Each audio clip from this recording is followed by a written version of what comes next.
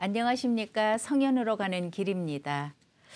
감사해도 십계명이라는 좋은 글에서 제가 봤는데요.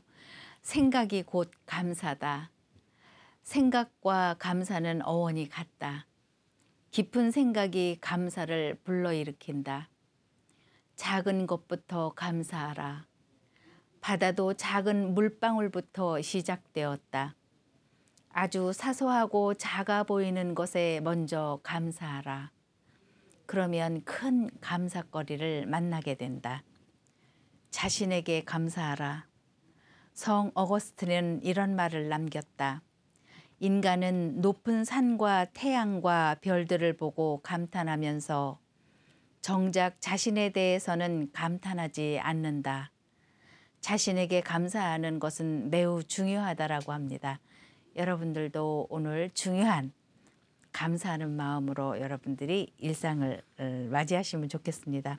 오늘도 동양문화연구소 소장님이신 최성정 선생님 모셨습니다. 선생님 안녕하십니까? 네, 안녕하십니까? 네, 잘 지내셨어요? 예, 덕분에 잘 편히 쉬다 왔습니다. 오늘 가슴에 뭐가 있어야 되는데. 네, 마음으로만 네. 가득 담고 왔습니다. 네.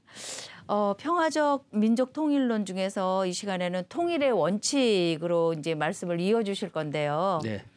시청자 여러분께 소중한 의견도 좀 보내주십사 하고 제가 말씀을 드리고 있는데 네. 아무 반응이 없으신 것 같아요. 네, 우리가 이 성경 지심이 좀 부족했나 부족한가요? 봅니다. 예, 그렇습니다.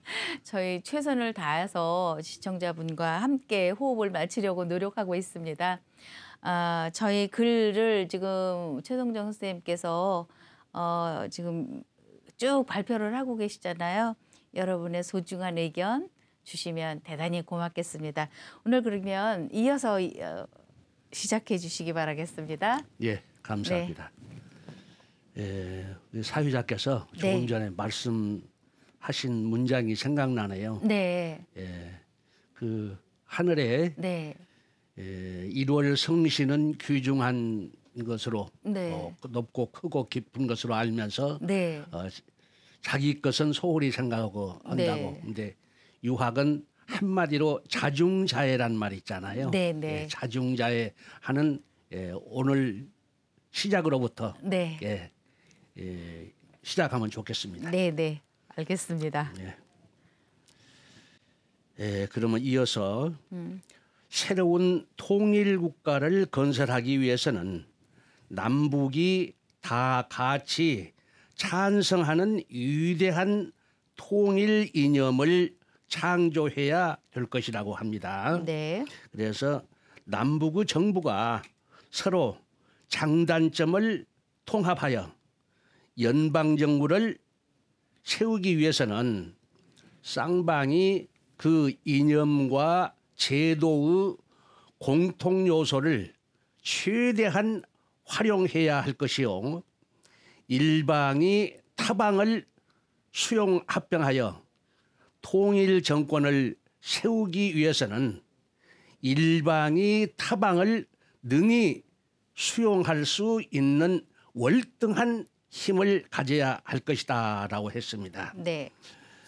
그러나 가장 중요한 문제는 어느 방안을 선택하든지 부정한 술수나 불이한 책략이 개입되어서는 안 된다는 점이 제일 문제입니다. 그래서 술수나 책략은 반드시 그 정체가 드러나기 마련이요.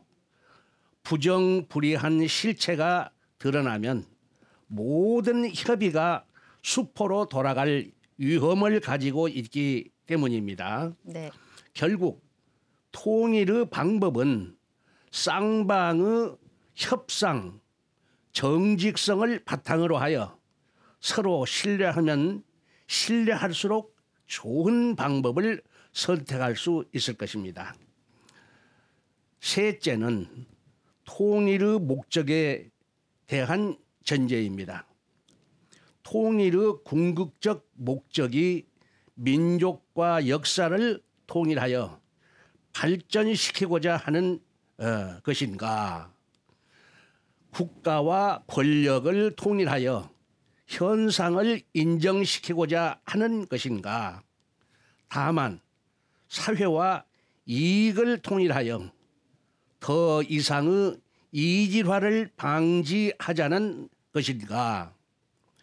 그 지향하는 목적을 분명히 정할 필요가 있습니다. 만일 그 목적이 분명하지 못하면 반드시 끊임없이 목표 수정의 반복 현상에 휘말려 한 가지 문제를 해결하면 또 한 가지 문제가 파생되어 수습할 수 없는 혼란에 빠지게 될 것입니다. 네. 그러므로 통일의 목적에 따라서 통일의 방법이 달라지게 되는데 불투명한 목적을 놓고 방법을 논의하는 것은 무의미한 일이 될 것입니다. 따라서 단계적 목적을 설정하든지 궁극적 목적을 확정하든지 정확한 통일 목적을 합의하는 것이 바로 통일의 원칙을 정하는 가장 중대한 전제가 된다고 하였습니다. 이상의 문제를 합의하여 과거의 진실을 알고 현실을 새롭게 개척하여 미래를 약속할 수 있다면 쌍방은 바야흐로 민족의 발전을 보장하는 통일의 원칙을 지켜야 할 것입니다. 단일 민족으로 통일 국가를 건설하여 공동체 사회를 만드는 통일의 원칙은 대략 5가지의 평등화 추진 원칙으로 요약할 수 있을 것입니다. 평등의식과 평등화 노력이 없이는 평화통일의 역사를 창조할 수 없을 것이며, 그러므로 쌍방은 상호 평등 원칙을 지키되 거시적 안목으로 지상의 목적을 추구함에 노력하지 않으면 안 될 것입니다. 통일의 5가지 평등 원칙은 인간 평등, 지역 평등, 기회 평등, 가치 평등, 이익 평등이 있을 것입니다. 네. 선생님, 통일의 그 5가지 평등 원칙에 예. 제가 이해가 아직 가지 않는 것이 예. 가치 평등이라고 하셨거든요. 가치. 예. 네, 가치의 평등. 그건 뭐 어떻게 우리가 이해를 해야 될까요? 가치 평등. 인간의 가치는 무엇을 해야 가치가 형성될까요? 그거 다 각자가 다 다를 것 같아요. 그 가치의 평등이라고. 네. 근데 내가 생각할 때는 네. 제일로 믿음이 있어야고 생각됩니다. 첫 번째가 믿음이죠. 네. 그러니까 양심을 먼저 확고하게 내 마음속에 심어 놓아야 거짓 없는 진실이 서로 보장될 때 이것을 서로 믿고 뭐든지 주고받고 네. 서로 양보 한 발 물러나면서 그 통일의 근본이 바로 저는 믿음이라고 생각합니다. 네. 예. 그래서 이 가치라고 하는 거는 사람마다의 예. 다 다르게 생각하고 있을 텐데 통일을 평등 원칙의 가치 평등이라 그래서 이 통일 원칙의 가치 평등은 어떻게 이해를 하고 받아들여야 될까? 네네. 그러니까 네. 가치 평등이 제일로 근본이 믿음이란 말이죠. 양심. 네. 지금 현재 제가 볼 때는 네. 성인의 그 본성에 견주어 볼 때 네. 그 믿음이 없어가지고 모든 것이 이렇게 다 어그러져가지고 이런 현상이 벌어지지 않는가 나는 네, 그렇게 네. 생각이 되거든요. 그렇기 때문에 가치 평등은 여러 가지 요소가 있을 것입니다만은 네. 제일 중요한 것이 믿음이죠. 이게 양심. 모든 것에도 상대방을 맞아요. 속이지 않는 것. 네네. 양심 있는 그대로 받아들이면서 맞습니다. 그러니까 지금 평화 통일 뭐 통일에 대한 이야기를 하면서 가치 평등 하니까 이게 문화 차이도 있을 것 같고 경제적인 수준 차이도 있을 것 같고 그렇죠. 네 여러 가지 다양한 요소들을 가지고 있음에도 불구하고 양심 네, 인간은 양심이 있기 때문에 자기 양심을 속일 수는 없잖아요. 예, 그렇죠. 네. 그런데 여기서 또 한 가지 또 더 지적한다면 네, 사람의 가치 기준이 어디에 있는가 하면 우리 유학에는 윤리 도덕입니다. 네. 윤리 도덕적으로만 생활을 하면은 누가 저만큼 서란 말도 안 할 텐데 그걸 잊고서 네, 그러니까 상대방을 무시하거나 네, 또 이 자기 이익만 추구하거나 네. 그런데 이제 다만 이 강대국하고 네, 이 우리 약소국하고 이런 가치를 생각해 볼 때 네, 그 사람들은 우월하게 생각하고 있잖아요. 그렇죠.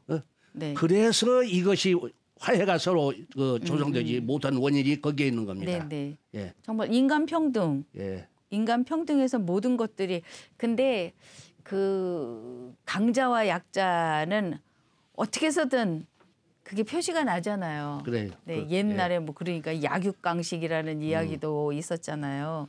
그래서 이 평화 통일 참 어려운 것 같아요. 갈 예. 길이 먼 것 같습니다, 진짜. 그래서 우리 선생님께서 네. 대학에 이런 말씀을 하셨어요. 네, 이 세계 평화의 4대 요소가 음, 이 제일 먼저가 첫 번째가 민족의 평등. 네, 그러니까 제가 말씀드린 대로 네, 그 민족이 평등하지 못했기 때문에 이러한 이렇게 분단된 그 나라를 그 끊임없이 갈등을 하고 있는 거잖아요. 그렇죠. 지금. 그러니까 분단된 나라를 하나로 합하려면은 민족의 평등이 이루어져야 되는데 네. 그러지 못하다 보니까 이런 현상이 벌어졌고 네, 그다음에 인권의 존중, 네, 인권의 존중이 말로만 인권을 존중할지 아까 조금 전에 내가 말씀드린 바와 같이 강대국하고 약소국하고는 천황지차잖아요. 네, 이게. 네, 예? 네, 예. 그리고 먹고 입는 것부터 달라지기 때문에. 네, 맞습니다. 그래서 인권의 존중. 세 번째가 인간의 자유. 자유. 그다음에 네 번째가 민중의 평화. 네, 근데 민중의 평화를 위해서 자기가 솔선수범해가지고 인류애를 발휘하는 것. 네, 그러면 네. 이게 바로 살신성인 정신입니다, 공자님의. 네, 인류애를 발휘하면은 세상에 평화로운 그 나라를 만들지 않을 사람이 없을 겁니다. 그렇죠. 인류애를 발휘. 네, 네. 그걸 소원하지 않는 사람이 없을 거예요. 서로. 네. 그러니까 이러한 정신. 그러니까 제가 조금 전에도 언급한 바와 마찬가지로 제일 큰 문제가 양심을 속이지 않는 거예요. 네, 진실한 마음. 네, 네. 또 그것이 앞으로- 바탕이 돼야 돼요. 네, 앞으로 또 그런 말씀을 또 쭉 나오니까 네, 예. 네, 다음으로 그래서 인간 평등 원칙은 네, 천부적 인권을 가지고 태어난 만인 평등의 사상을 존중함은 물론 그것이 만인 평등의 사상을 존중함은 물론이요. 사상과 생활의 차이를 자체적으로 극복하고 상호 인간의 존엄성을 지키며 동포애를 발휘하여 전 민족의 인간화 작업을 함께 추진해야 하는 것이다라고 했습니다. 네, 네, 예.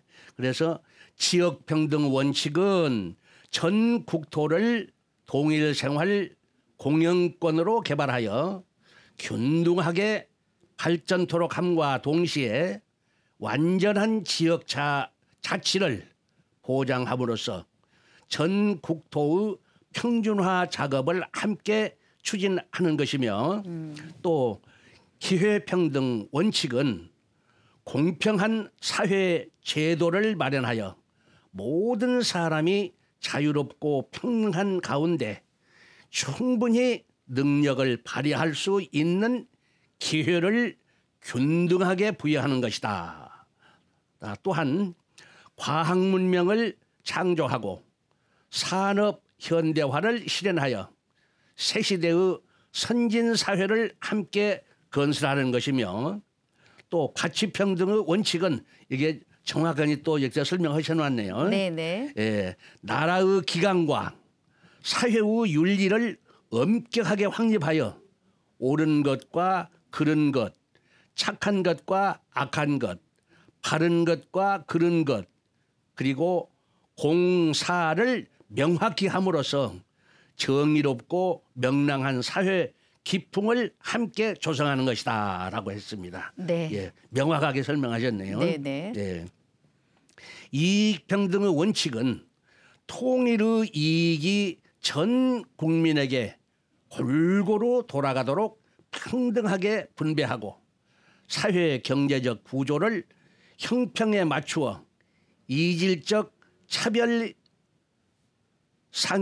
발생하지 않게 하여 전체가 공동 발전토록 함께 노력하는 것이다라고 하셨습니다. 네. 그러므로 이상 5가지의 평등화 원칙을 기준으로 하여 통일 목표를 협의해야만 합의에 도달할 수 있을 것이므로 먼저 이에 대한 합의가 민족적 약속으로 성립되어야 할 것이다라고 했습니다. 네. 예, 지금 우리나라도 지금 이익 평등에 대한 예, 그거를 이야기하고 있는 사람이 있을까요? 이익 평등. 글쎄 이익평등은 이야기 물론 있겠죠. 네. 그러니까 어렵게 사는 사람들에게 예. 뭔가를 좀 혜택을 주는 예, 정부로부터 혜택을 받고 있는 사람들이 많이 늘어나고 있잖아요.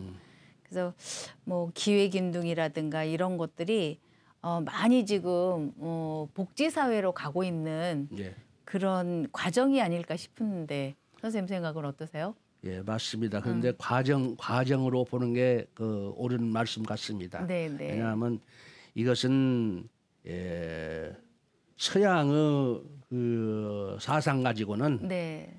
도저히 이게 평등화할 수가 없는 것이고 네. 말은 쉽지만은 네. 제가 생각에는 그래요. 네. 우리 유학에 우리 그 요소르탕 문무주공 공맹정주 그 성현들의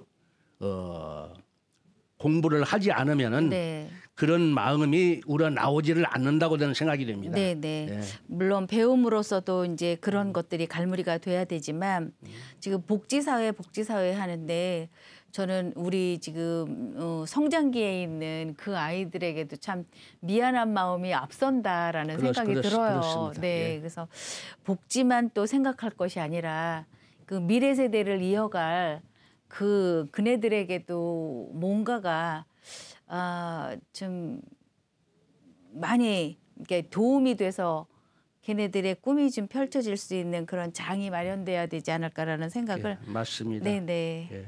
해봤습니다. 공생 네. 공영하는 네, 네. 그런 사회를 만들어 놓고 우리가 후세들이 그 편안히 살 수 있도록 네. 터전을 마련해 줘야 되는데 네, 네. 그게 지금 과제입니다. 네, 예. 참 큰일인 것 같습니다. 예.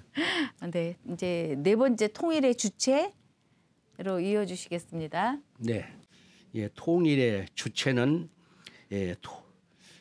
한 결의 전 민족의 구성원이 담당해야 한다라고 했습니다. 그러면 누구도 이 통일 주체의 권리를 양도하거나 박탈할 수 없으며 통일에 대한 모든 합법성과 정당성은 한 결의 전 민족의 주체적 역할에서 나오게 될 것 아니겠습니까? 네.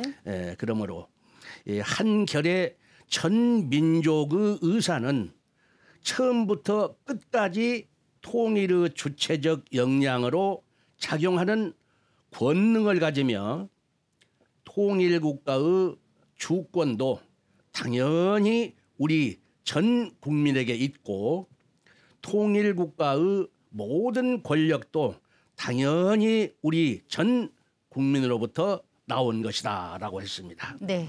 그러므로 한 결의 전 민족이 우리나라를 통일하는 주체라는 통일이라는 주체라는 사실은 절대로 견할 수 없는 것이니 모든 통일 운동은 남북 국민의 주체적 의사로부터 출발하지 않으면 안 되는 근거도 여기에 있는 것입니다. 때문에 통일운동은 국민으로부터 점진적으로 일어나야 하며 국민의 신임을 얻은 남북의 정부는 그 민의를 그 국민의 뜻이지요. 네. 국민의 뜻을 수용하여 통일 작업을 추진하는 실무적 역할을 담당하는 것이 순서일 것입니다.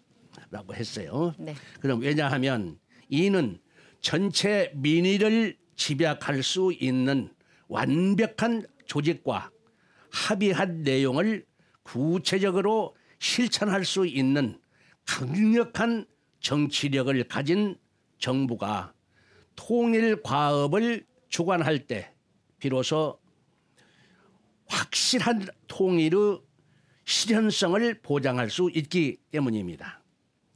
무릇 정당 사회단체나 또는 특수계층 및 종교 집단 등의 통일운동은 민족 계몽의 선도적 역할로서 존중되어야 하지만 짐짓 통일의 주체를 자임하거나 아예 통일 과업을 추진하고 주관코자 해서는 통일 논의가 무질서하게 될 위험성이 있을 것입니다.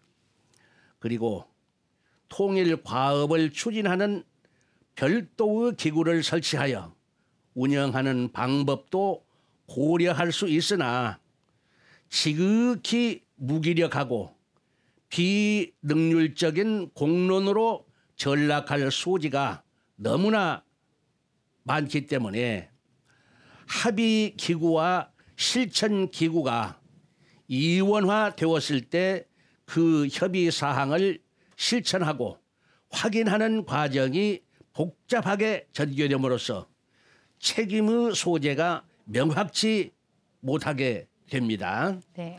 또 위험한 발상의 하나는 통일 과업을 추진하는 역할을 중립적인 제3국에 위임하여 불편부당한 중개 역할을 보장받으려는 행위와 강대국의 세력에 의지하여 그들의 외교적 결과로서 안일하게 통일의 선물을 얻으려는 태도일 것입니다. 그런데 여기에서 생각나는 것이 있네요. 네.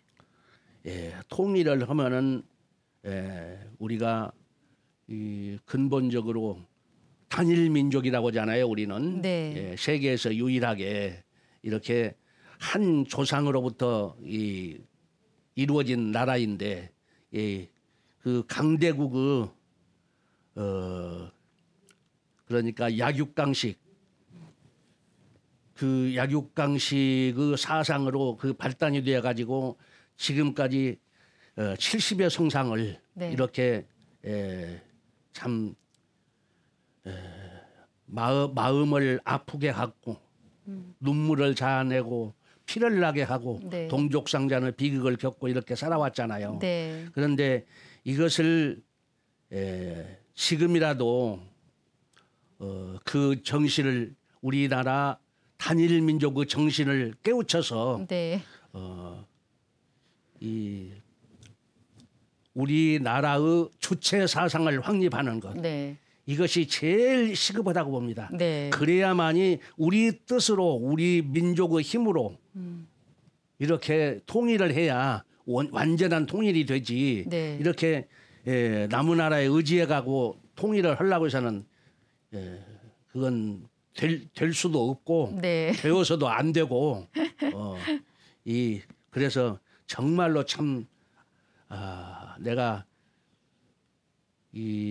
앞으로 그 우리 후세들을 위해서나 또한 뒤로 우리 조상들이 염원하는 바를 네. 우리가 이루려면은 정말로 살신 성인의 정신을 발휘하는 그런 성군이 나와야 되지 않을까 이렇게도 생각해 봅니다. 네. 예. 하여튼 참 어르신들의 그 답답한 마음을 충분히 이해가 가고 선생님이 말씀하시는 그 단일 민족 예. 정말 우리가 단일 민족이었을까요? 하는 그런 생각이 들어요. 예. 그래서 오늘은 이제 시간이 다 됐기 때문에 이제 여기서 마무리를 하려고 하는데 예. 다음 시간에 선생님 그 단일 민족에 대한 정의, 네. 예, 그 부분을 한번 이 시작 전에 한번 이야기를 좀 해주시고 네. 시작이 되면 좋겠습니다. 예. 예. 네. 그렇게 해보죠. 네, 네. 하여튼 오늘 수고 많이 하셨고요. 예. 네, 선생님 하여튼 좋은 일이 가득한 그런 행복한 날 되시길 바라겠습니다. 예. 네, 함께해 주신 시청자 여러분 오늘도 즐거운 날 되시기 바랍니다. 다음 시간에 뵙겠습니다. 고맙습니다. 예, 감사합니다.